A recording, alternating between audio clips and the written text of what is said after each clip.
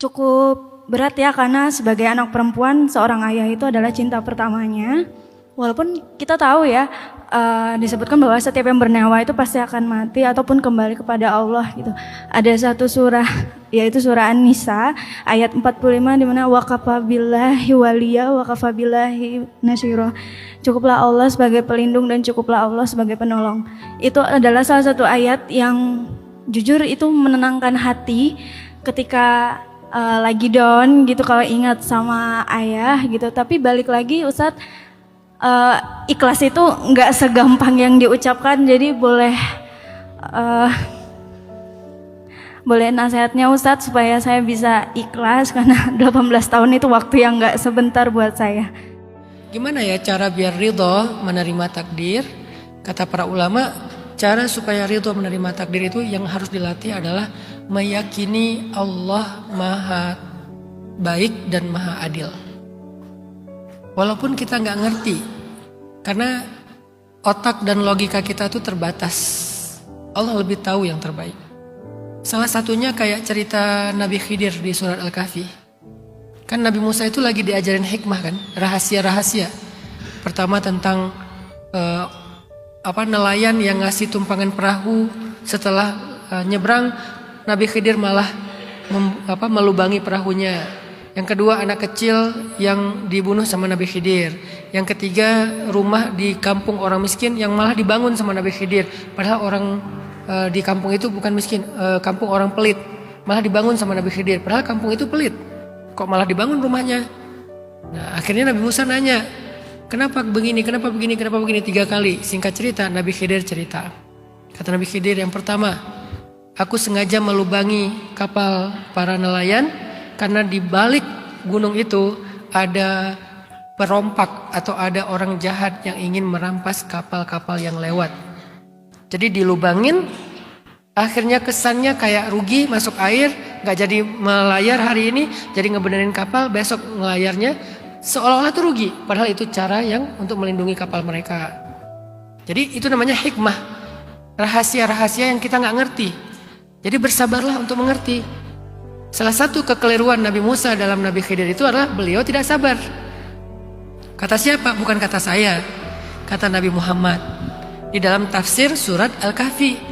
Kata Nabi, seandainya saudaraku Musa bersabar sebentar saja, maka dia akan memahami rahasia-rahasia yang lebih banyak.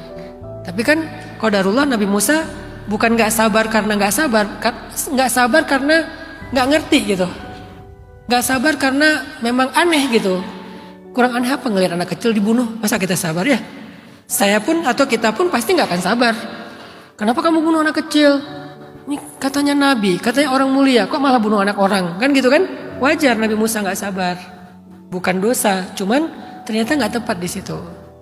Kenapa anak itu dibunuh? Kata Nabi Khidir, kalau anak itu dewasa, dia akan durhaka kepada orang tuanya.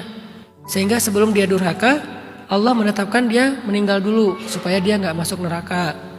Kenapa kamu membangun rumah di kampung orang yang pelit? Karena rumah itu satu-satunya rumah orang yang benar di kampung itu, yaitu rumah anak yatim. Di bawahnya ada harta warisan. Allah ingin mengembalikan harta itu pada anak yatim yang sudah remaja. Jadi tetap ada hikmah, ada rahasia.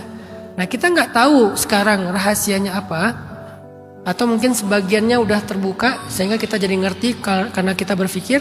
Tapi bahwa Allah itu selalu punya rahasia balik baik dalam setiap keputusannya, walaupun keputusan Allah kadang-kadang menyakitkan kita. Asalkan kita terus menggali dan berbaik sangka kepada Allah, Allah akan tuntun kita untuk mengerti hikmah-hikmah. Yang menghijabi kita untuk gak mengerti hikmah itu adalah kita curiga sama Allah. Kalau kita gak ngerti hikmah, sulit untuk ridho. Jadi ridho itu pelan-pelan, kayak pohon, dia tumbuh pelan-pelan.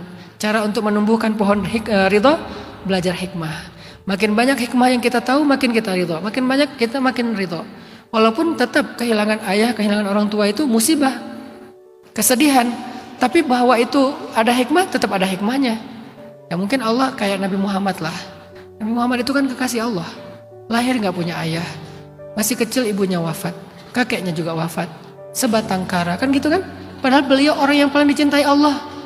Jadi Kak Azizah itu diberikan ujian yang mirip dengan Nabi Muhammad. Kehilangan ayah ketika masih kecil. Berarti Kak Azizah itu lagi diberikan hikmah yang sama dengan Nabi. Apa hikmah Nabi? Allah sendiri yang ingin mendidik Kak Azizah. Sebagaimana Allah sendiri yang ingin mendidik Nabi Muhammad. Namanya tarbiyah langit, bukan tarbiyah bumi.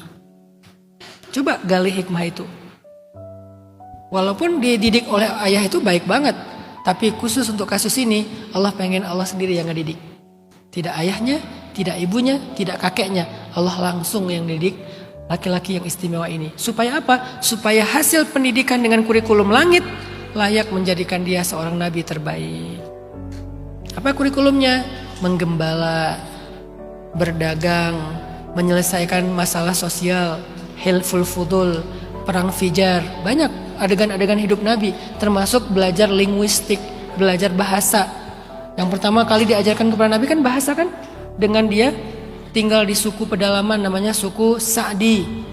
Disusui oleh seorang perempuan namanya Halimah, sehingga dijuluki Halimatus Sa'diyah, Halimah dari suku Sa'di. Kenapa tinggal di sana? Biar belajar bahasa yang fasih, fasahatul lisan. Kalau dia tinggalnya bersama orang tuanya di Mekah, gak akan fasih bahasanya. Kenapa? Mekah itu urban, bahasanya udah banyak slang-slangnya, kurang elegan. Sedangkan orang-orang Sa'di bahasanya tuh masih elegan, tinggi. Kalau kita tuh kayak kromo inggil, bukan yang bahasa slang Jawa yang biasa gitu. Bahasa tinggi, sastra. Oh, ini kurikulum langit. Belajar bahasa, belajar kepemimpinan, belajar menyelesaikan masalah, belajar ini, belajar itu. Siapa yang bikin kurikulum? Bukan Abdullah, tapi Allah. Padahal kalau ada ayahnya pasti baik. Cuman Allah pengen lebih baik dari itu, yaitu Allah sendiri yang mendidik. Itu salah satu hikmah Nabi kenapa yatim. Kalau kita baca buku-buku sejarah, kenapa Nabi itu yang paling disayang Allah malah yatim? Kok hidupnya berat banget dari kecil? Karena Allah lagi mempersiapkan Nabi Muhammad menjadi orang yang istimewa. Semoga itu juga alasannya Allah lagi mempersiapkan Kak Azizah nanti dengan pasangannya, dengan keluarganya menjadi keluarga yang istimewa. Kesimpulannya apa Ustadz? Kalau pengen ridho, belajar hikmah. Makin banyak hikmah yang kita mengerti, makin mudah kita ikhlas atau ridho dengan ketentuan Allah.